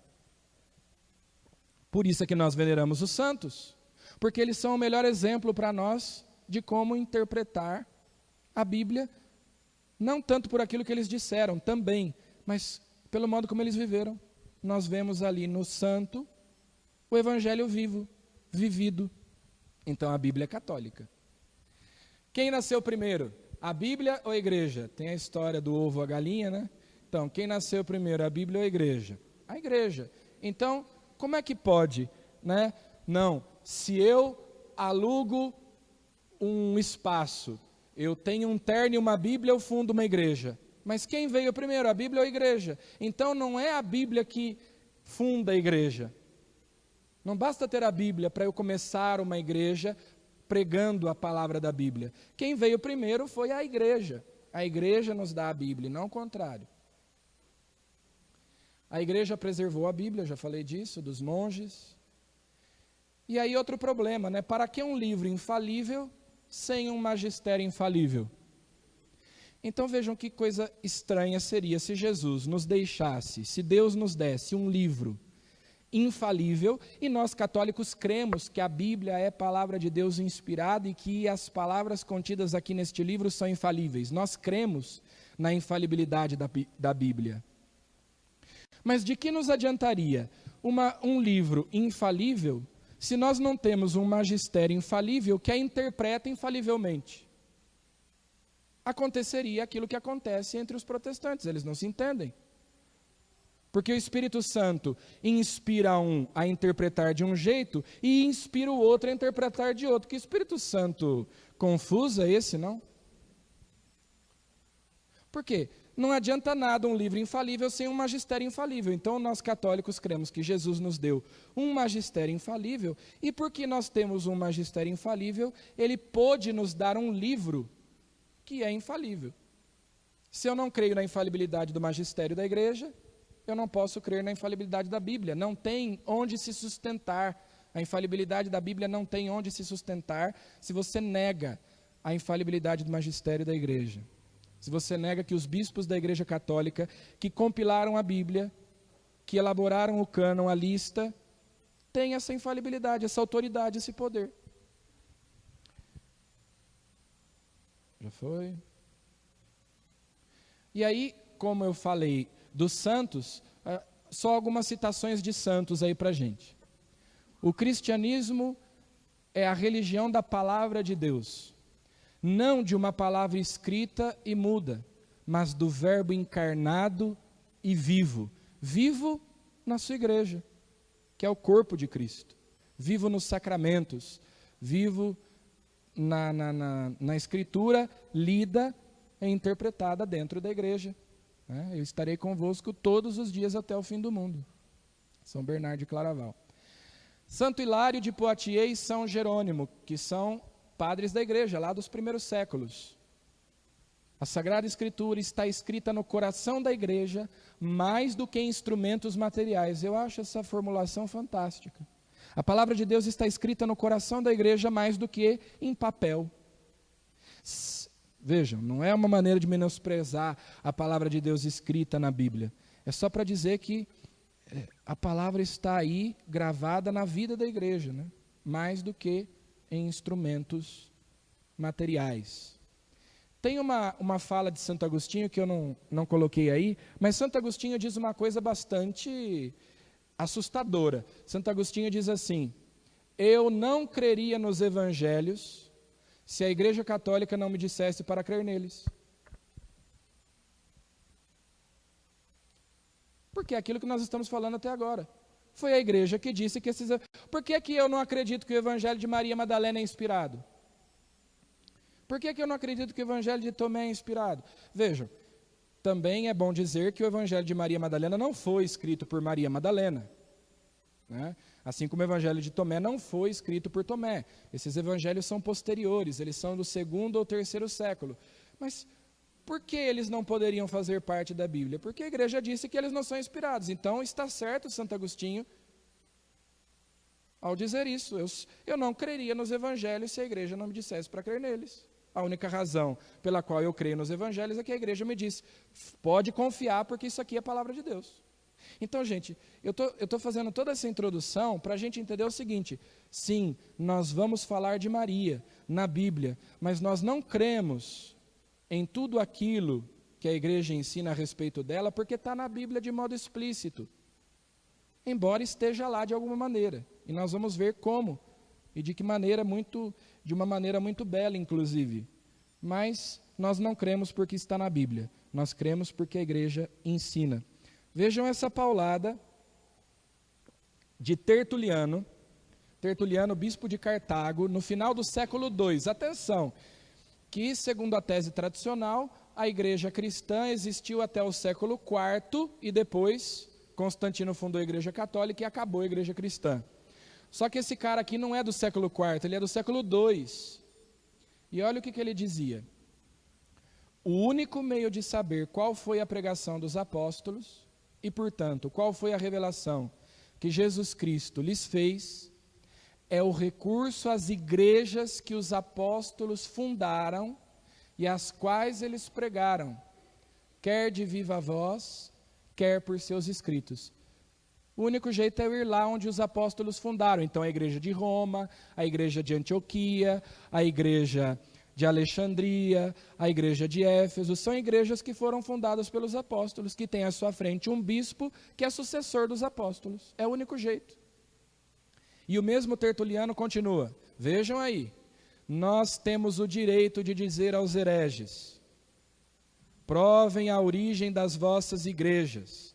Mostrem-nos como os vossos bispos, sucedendo uns aos outros, chegaram até nós, de modo que o seu primeiro bispo tenha tido como mestre e predecessor algum dos apóstolos, ou alguém em relação com os apóstolos, e que deles receberam o episcopado. É desta maneira que as igrejas apostólicas provam as suas origens. A igreja de Esmirna teve Policarpo como primeiro bispo, lá colocado por São João. A igreja de Roma reconhece Clemente, lá colocado por Pedro. Tertuliano, no século II, está dizendo, pergunta aí para os hereges, que dizem que são cristãos, mas não estão em comunhão com a igreja católica, quem fundou a igreja deles? Século II. Portanto, antes de Constantino, antes da suposta demolição da igreja verdadeira. E a mesma pergunta nós nos fazemos hoje. Então vejam, gente, eu não estou dizendo tudo isso aqui para criar polêmica e atacar protestante, não. A ideia é muito simples. Eu quero, como todos nós queremos, ser fiéis a Jesus Cristo, permanecer na verdade de Cristo. E se nós omitirmos essas coisas, nós estamos traindo o Evangelho. Nós estamos traindo Jesus Cristo e os apóstolos. Então, com todo o respeito aos nossos irmãos protestantes, no protestantismo existem pessoas boas, sinceras de coração, honestas, justas, santas, mas o protestantismo é uma furada. E aqui, por que eu quis começar com o sola escritura? Porque todo o protestantismo se sustenta nesse dogma. Porque eles têm isso como um dogma. É uma verdade inquestionável. Eles não questionam isso. E eles sempre começam o debate tentando arrastar a gente para o campo deles, dizendo, onde é que está na Bíblia? Mas eu sou católico, eu não sou protestante, eu não tenho que provar nada na Bíblia. Eu não acredito porque está na Bíblia. Você é que tem que me provar quem fundou a sua igreja, com que autoridade os seus pastores falam, com que autoridade interpretam as Escrituras, com base em quê? Isso não sou eu que tenho que provar para você na Bíblia, você que tem que me provar que a sua igreja tem alguma credibilidade, que os seus pastores têm origem divina, que a sua igreja tem origem divina. Que nem são igrejas, são comunidades cristãs, se não tem sucessão apostólica, que é isso aí. Então, vejam, até pouco tempo o nosso bispo era Dom Ayrton. Dom Ayrton foi ordenado por um bispo. A ordenação é o sacramento que transmite a missão dos apóstolos. Então, Dom Ayrton recebeu a ordenação de um bispo. Eu não sei quem foi, mas recebeu a ordenação de um bispo. Esse bispo que ordenou Dom Ayrton foi ordenado por um bispo. Que foi ordenado por um bispo. Que foi ordenado por um bispo. Que foi ordenado por um bispo, que foi ordenado por um bispo, que foi ordenado por um bispo, que foi ordenado por um bispo, que foi ordenado por um bispo, e assim sucessivamente, a história comprova. Nós vamos chegar a algum dos apóstolos. Então, crer na sucessão apostólica não é uma questão de dogma de fé. Não, eu tenho que ter uma fé sobrenatural para crer na sucessão apostólica, para crer que os bispos da Igreja Católica são legítimos sucessores dos apóstolos de Cristo. Isso aí é história. Não é mistério da fé. É a história quem diz. Agora é curioso, outro dia eu vi lá na internet, no meu Facebook, apareceu ali, curso de História da Igreja. Eu fui ver o Instituto Protestante. E sabe como é que eles estudam a história da igreja? Até o século IV, V, eles dão um salto de 10 séculos e continuam a partir do século XVI. Quer dizer, do século V ao século XV, não existia igreja. A igreja morreu, acabou.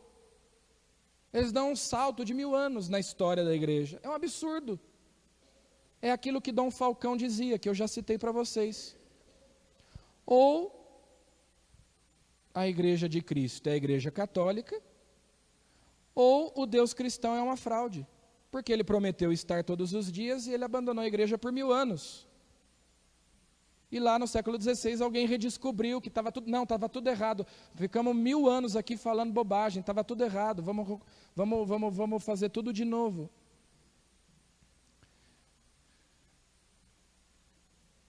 Bom, chega. Esse era o tema de hoje, esse aí já é de amanhã. Então, puxa, padre, mas que Vou entrar no Procon, porque o senhor fez propaganda enganosa, né? Diz que ia falar de Maria, e não falou de Maria nenhuma vez até agora. Mas como eu disse no início, essa introdução metodológica era necessária, porque nós temos que entender por que é que nós somos católicos. Esse é um grande problema, hoje as pessoas não entendem. Por isso é muito estranho e muito perigoso, eu dizia isso na homilia domingo e já disse isso muitas vezes, quando uma pessoa diz assim, eu sou católico, mas eu não acredito nisso, eu não concordo com aquilo, eu acho que aquilo outro... Espera aí. Filho, se você não crê na igreja, você está construindo sobre areia. Tudo aquilo que você acha que é verdadeiro, que você concorda com a igreja, não tem fundamento nenhum, não tem credibilidade. Ou você crê na igreja, ou acabou-se. Né? Você não tem nada que sustente tudo aquilo em que você crê. O que sustenta é que Jesus é o Filho de Deus, que se fez homem. Jesus escolheu 12 apóstolos, colocou Pedro para ser o chefe dos apóstolos. Ele estabeleceu esse colégio, esse grupo estável, deu instrução, ensinou a sua doutrina para eles, mandou o seu Espírito Santo e eles foram pregar. E eles foram criando comunidades e a igreja foi crescendo em todo o mundo, em cada diocese, em cada cidade, um bispo, sucessor dos apóstolos, todos eles unidos em torno do Santo Padre, o Papa, sucessor de São Pedro. E a igreja tem essa autoridade que recebeu de Jesus e tem esse magistério infalível. Se eu não acreditar nisso, se eu não acreditar que esse magistério tem autoridade para interpretar infalivelmente as Escrituras, e eu começo a dizer, não, eu acredito nisso, mas não acredito naquilo, aquilo em que eu acredito deixa de ter qualquer credibilidade também, até mesmo a Bíblia.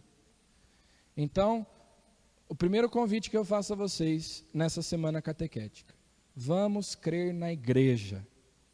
A carta aos Efésios diz, Jesus amou a igreja e se entregou por ela. A igreja de Jesus Cristo é una, ou seja, não tem 2, 3, 4, 5.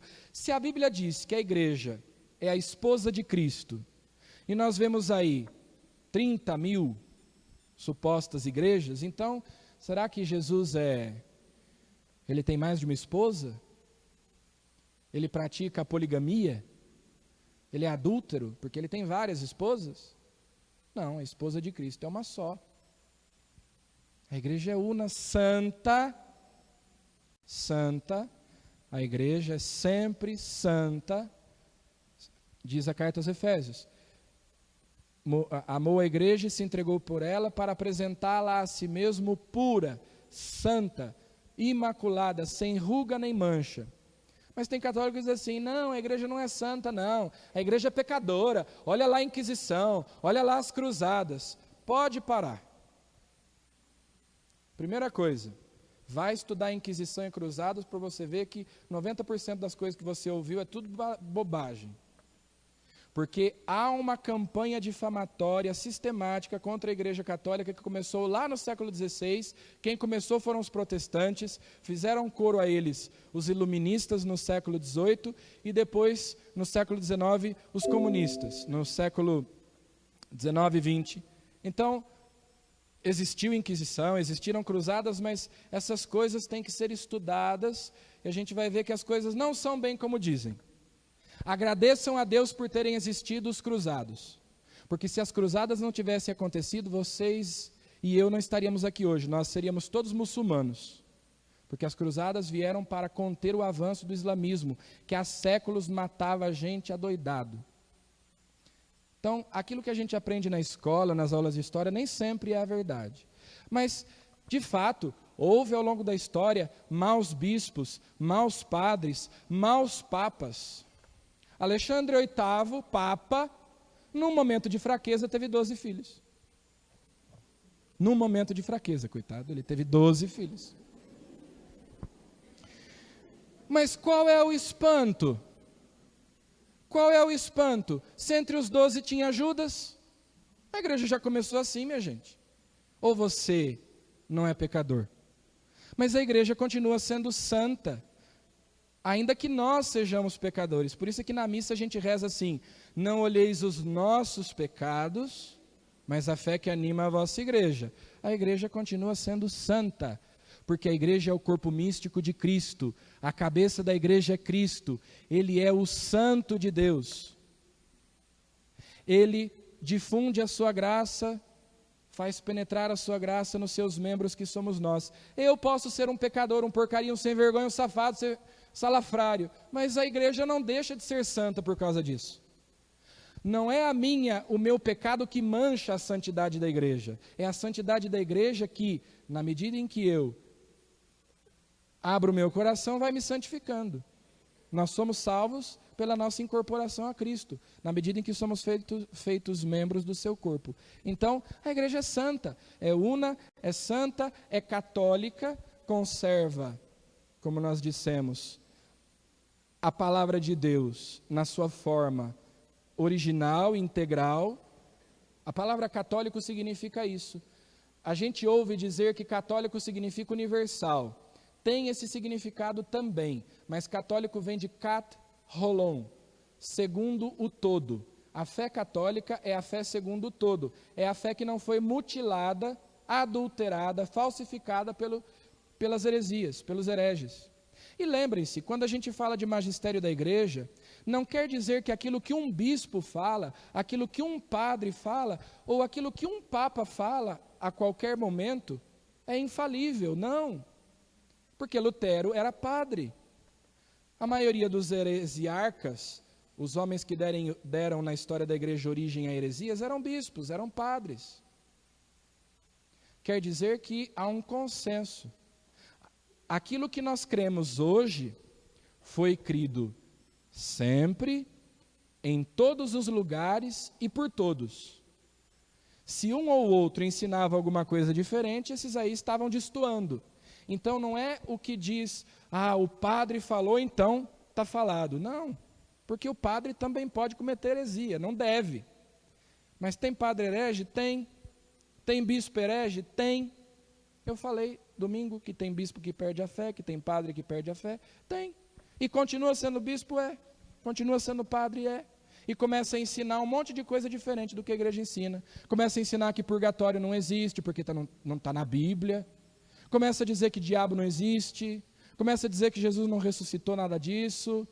Que a multiplicação dos pães não aconteceu, que foi uma partilha. Não é assim que a igreja interpretou o negócio ao longo de 2000 anos. Mas não, eu sou um exegeta, eu sou um estudioso da Bíblia, eu é que sei como é que as coisas são. Vai procurar para ver como é que foi que a igreja... Isso é interpretação protestante. O católico vai ver se aquilo que eu creio hoje é aquilo em que a igreja sempre creu desde o começo. Considerando que, claro, as verdades vão ficando mais claras ao passar do tempo, a igreja vai pegando aquilo em que ela já cria e vai explicando e vai se aprofundando cada vez mais no mistério. Então, é evidente que eu vou retornar àquele exemplo, nós cremos na presença real de Jesus na Eucaristia, e os primeiros cristãos já criam, mas a compreensão que nós temos hoje, 2000 anos depois, é muito maior do que a que eles tinham. Esse progresso, essa evolução é evidente que há. A igreja foi mergulhando no mistério e compreendendo cada vez mais o mistério, mas não é que ela inventou coisas do nada. E é o grande erro que os protestantes cometem, quando diz assim que o Papa fulano de tal definiu tal dogma no ano tal. Eles dizem o Papa inventou um dogma. Não, o Papa não inventou, ele definiu uma coisa na qual a igreja já acreditava, mas ele deu uma definição. Apenas isso. Então é um equívoco. A igreja é una, santa, católica, ela preserva a totalidade da verdade, da fé, e ela é apostólica, ela vem dos apóstolos. Muito bem, era isso, neste primeiro dia. Então amanhã a gente continua, e aí nós vamos começar a falar de Maria na Bíblia, tá bom? Se você quiser trazer Bíblia, eu pretendo colocar sempre aí, por aquilo que eu já disse. Cada um tem uma tradução diferente, aí fica ruim a leitura. Então eu já vou colocando ali os textos, mas quem quiser trazer um caderno para ir anotando essas coisas, as passagens bíblicas para depois reler, conferir em casa, né? É mais fácil, acho, a gente fazer assim. Tá bom? Vai anotando as perguntas. Se a gente tiver um tempinho nos próximos dias, eu reservo uns 15, 20 minutos para perguntas. Anota aí para não esquecer, tá bom? Vamos terminar rezando a Salve Rainha. Salve Rainha, Mãe de Misericórdia, vida, doçura, esperança nossa, salve. A vós bradamos os degredados filhos de Eva.